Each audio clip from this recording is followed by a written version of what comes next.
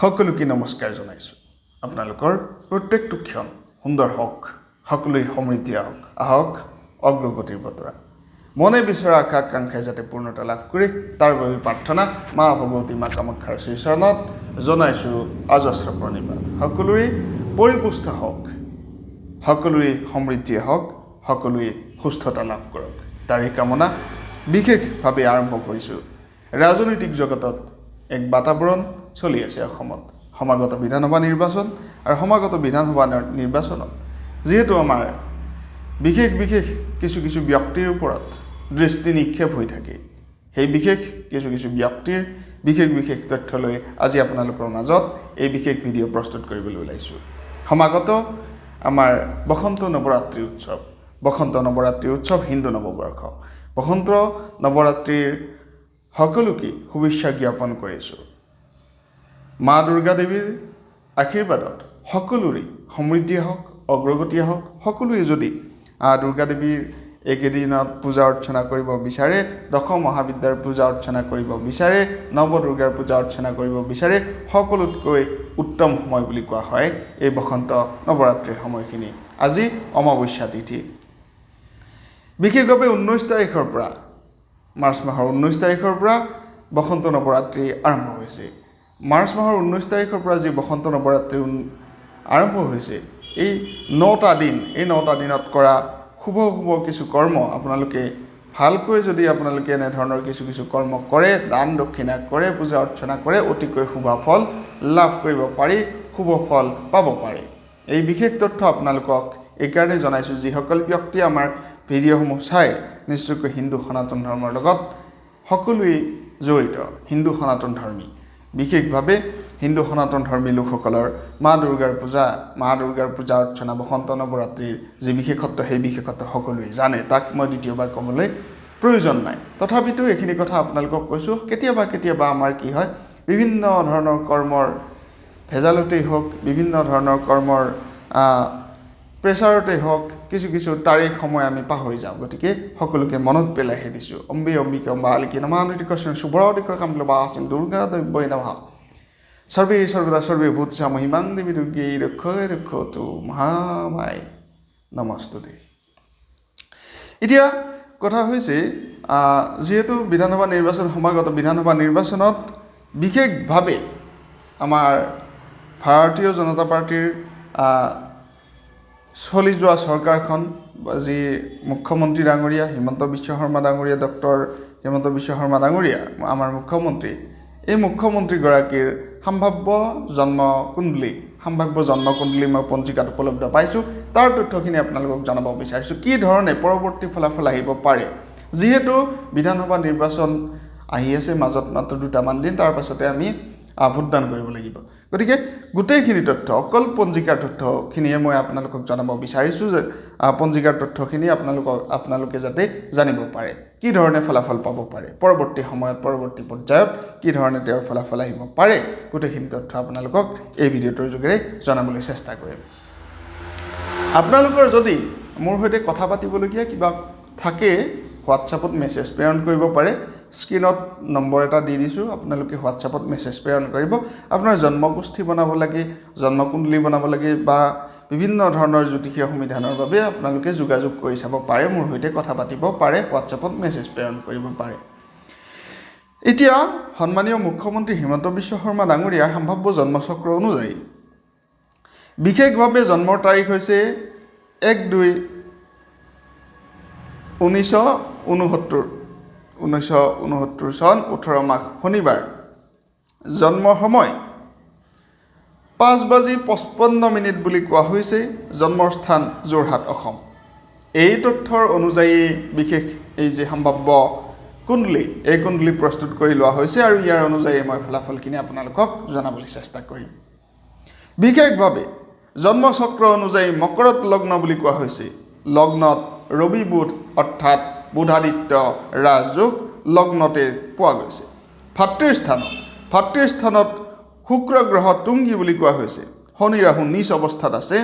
পত্নী স্থানত চন্দ্ৰ স্বগৃহী, আৰু ভাগ্যৰ স্থানত বৃহস্পতি, কেতু গ্ৰহ নিজ অৱস্থাত আছে ভাগ্যস্থানত বৃহস্পতি আছে কেতু গ্ৰহ নিজ অৱস্থাত আছে নিজ অৱস্থাত যদি কেতু গ্ৰহ থাকে ভাগ্যস্থানত বৃহস্পতি থাকে এক বিশেষ যুগৰ সৃষ্টি হয় কিন্তু কেতু যেহেতু নিম্ন অৱস্থাত আছে সেই বিশেষ যুগে কিন্তু কোনো ধৰণৰ প্ৰভাৱ পেলাব নোৱাৰে যি নহওক কৰ্মৰ স্থানত মংগল গ্ৰহ বুলি কোৱা হৈছে জন্ম ৰাশি কৰ্কট পূৰ্ণ বসু নক্ষত্ৰ সপ্তমৰ চতুৰ্থ চৰণত যি ভোগ্যচৰণ দেৱগণ বুলি কোৱা হৈছে বৰাহৰ অস্থি মহেন্দ্ৰ যুগ বৈশ্যবৰ্ণ মতান্তৰে জাত পুৰুষৰ হৃদয়ত জন্ম বুলি কোৱা হৈছে যাৰ বাবে অতিকৈ সাহসী অতিকৈ সকলো ধৰণৰ কৰ্মত নিশ্চয়কৈ আগুৱাই যাবলৈ ভয় নকৰা এজন ব্যক্তি হিচাপে পৰিগণিত হৈছে হৃদয়ত জন্ম বাবে অষ্টুত্তৰী শনি আৰু বিংশোত্তৰী বৃহস্পতিৰ দশাত জন্ম হৈছে মুখ্যমন্ত্ৰীগৰাকী এই বিশেষ জন্ম সময় জন্মৰ তাৰিখ অনুযায়ী এতিয়া আহিবলগীয়া বছৰটোৰ বিশেষ কথাখিনি মই ক'ব বিচাৰিছোঁ পহিলা বহাগৰ পৰা 57 বছৰ 2 মাহ 14 দিনত ভৰি দিব মুখ্যমন্ত্ৰী হিমন্ত বিশ্ব শৰ্মা ডাঙৰীয়াই আমাৰ বিশেষ যি জনপ্ৰিয় নেতা 57 বছৰ 2 মাহ 14 দিনত ভৰি দিয়াৰ লগে লগে বৰ্তমান ত্ৰিপাপ চলি আছে বুলি কোৱা হৈছে ত্ৰিপাপ দশা চলি আছে মুখ্যমন্ত্ৰী হিমন্ত বিশ্ব শৰ্মা ডাঙৰীয়াৰ ত্ৰিপাপ দশা চলি আছে 1 ফেব্ৰুৱাৰী 2026 চনৰ পৰা 1 ফেব্ৰুৱাৰী 2027 চনলৈকে কেতু ৰবি কেতু ত্ৰিপাপ বৰ্ষ চলিব গতিকে কেতু ত্ৰিপাপ বৰ্ষ কিন্তু ইমান সহজ বৰ্ষ নহয় ত্ৰিপাপ গ্ৰহ যেতিয়া কোনো ব্যক্তিৰ কুণ্ডলীত আহে ত্ৰিপাপ গ্ৰহৰ ৰিষ্টই কিন্তু বাৰুকৈ প্ৰভাৱ পেলাই যায় ত্ৰিপাপ গ্ৰহৰ ৰিষ্ট সাংঘাতিক বুলি কোৱা হৈছে সৰু সুৰা কথাত ভাগ নোপোৱা ব্যক্তি হিচাপে আপোনালোকে ক'ব পাৰে মোক বিভিন্ন ধৰণৰ কথা কিন্তু প্ৰকৃত সত্য কথাখিনি মই আপোনালোকক কৈ আছোঁ যিখিনি পঞ্জিকাৰ তথ্য এতিয়া ত্ৰিপাপ বৰ্ষ চলি থকাৰ বাবেই বিশেষ প্ৰভাৱ পৰিব বুলি কোৱা হৈছে কাৰণ 2026 পৰা আৰম্ভণি 2027 সমাপ্ত হ'ব ত্ৰিপাপ বৰ্ষ এইবাৰ নিৰ্বাচন ত্ৰিপাপ বৰ্ষৰ ভিতৰতে কিন্তু চলাব লাগিব গতিকে এই ত্ৰিপাপ বৰ্ষই কি ধৰণে প্ৰভাৱ পেলাব পাৰে বিশেষ তথ্যখিনি আপোনালোকক জনাব বিচাৰিছোঁ দশা অন্তৰ্দশা অনুযায়ী কোৱা হৈছে এতিয়ালৈকে প্ৰথম বহাগৰ দিনৰ পৰা শত্ৰু বৃদ্ধি হ'ব আৰু স্বজন নিজৰ আত্মীয় স্বজনৰ পৰাও কিছু ক্ষেত্ৰত বিৰোধিতা বিৰূপ মন্তব্য বা প্ৰীতিহীনতাত ভুগিবলগীয়া হ'ব পাৰে আৰু আপোনজন পৰ হোৱাৰ সম্ভাৱনা বেছি বুলি কোৱা হৈছে আপোনজন বিশ্বাসযোগ্য ব্যক্তিৰ পৰা কিন্তু বিশ্বাসঘাতকতা পোৱাৰ সম্ভাৱনা প্ৰকট হৈ উঠিছে বুলি কোৱা হৈছে এই বৰ্ষত গতিকে আহিবলগীয়া অসমীয়া নৱবৰ্ষত এই বিশেষ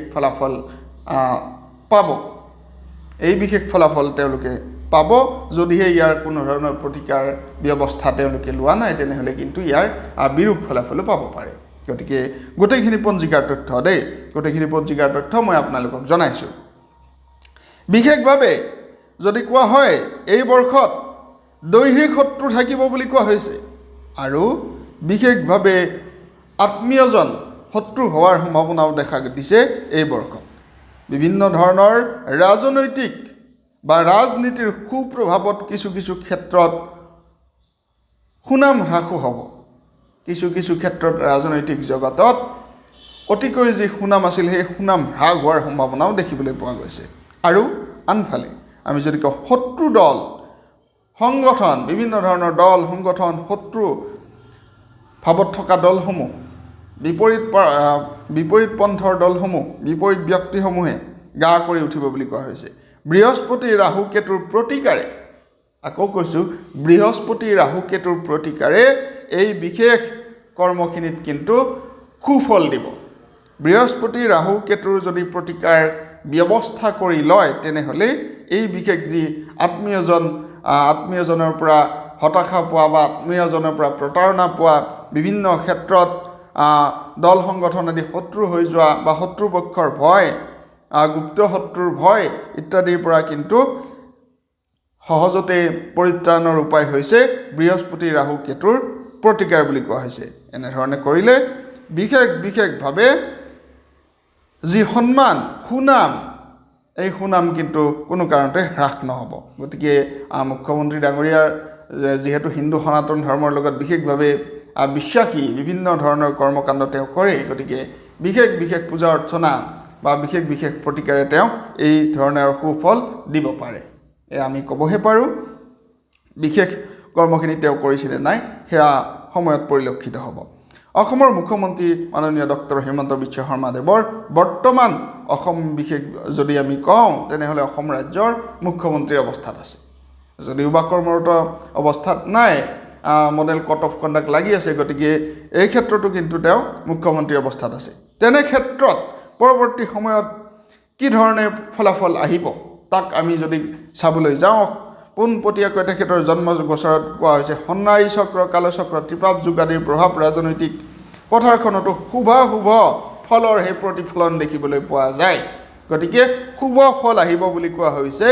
শাসকীয় মুৰব্বী দলৰ কিছু সংখ্যকে কোনো কোনো ক্ষেত্ৰত নিজৰ দলৰ ব্যক্তিয়েও সৰু সুৰা বিৰোধিতা কৰিব পাৰে, কিন্তু উচ্চ পদস্থ বিষয়া, উচ্চ পদস্থ কৰ্তৃপক্ষ বা তেওঁৰ যি উচ্চ বিষয়া কৰ্মচাৰী বা দলৰ উচ্চ ব্যক্তিসকলৰ পৰা কিন্তু সন্মান লাভ হ'ব। আৰু বিভিন্ন ক্ষেত্ৰত শত্ৰুতা সাব্যস্ত কৰিও কিন্তু শত্ৰুতা কৰিব নোৱাৰিব বুলি কোৱা হৈছে। গোপন শত্ৰুৰ ভয় এই বৰ্ষত থাকিব বুলিও কোৱা হৈছে। সাধাৰণতে এই বৰ্ষত বিশেষভাৱে সাৱধানতা অৱলম্বন কৰিব লাগে বৃহস্পতি, ৰাহু আৰু কেতু গ্ৰহৰ। এই বিশেষ ভিডিঅ' আপোনালোকৰ বাবে এৰি দিছোঁ, আপোনালোকে নিশ্চয়কৈ চাই ভাল পাব আৰু ইয়াৰ যি ফলাফল নিশ্চয়কৈ আপোনালোকে পৰৱৰ্তী সময়ত দেখিবলৈ পাব। আহিবলগীয়া বৰ্ষত সকলোৰে শুভ হওক, মংগলময় হওক। যিহেতু বিশেষভাৱে আমাৰ ৰাজনৈতিক জগতৰ লগত জড়িত ব্যক্তিসকলে আমাৰ এই ভিডিঅ'সমূহ চাইছে, গতিকে সকলোকে শুভেচ্ছা জনাইছোঁ। সকলোৰে শুভ হওক, মংগলময় হওক। ধন্যবাদ।